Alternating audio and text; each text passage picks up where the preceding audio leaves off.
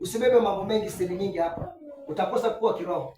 Usiku utaonyeshwa, ukilala usiku, kama wewe umebeba huyu mama, huyu msichana na huyu ndio vitu umebeba kwa roho yako. Usiku utaletewa hawa, utaletewa kwa ndoto, unazeletewa, hata anataka kupiga, lakini kwa sababu ni wewe umeweka kwenye roho yako, hayo ndio mambo yatakuja kwenye ndoto zako, itaharibu huduma zako.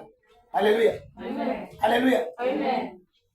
Wamama mko hapa, siku ile utaanza kukaa hivyo unasema huyu bwana namshuku huyu. Usiku utaletewa bwanako, kuna mwanamke mwingine kwa ndoto, na utamwendea nisema si nilikuwa na hisizo dalili.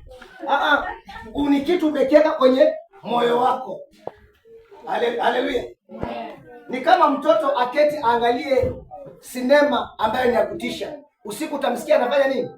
Anapiga kelele, piga kululu. Wale watu ile picha aliona anaonyeshwa tena, sasa inakuja na nini wengine, anapiga kelele.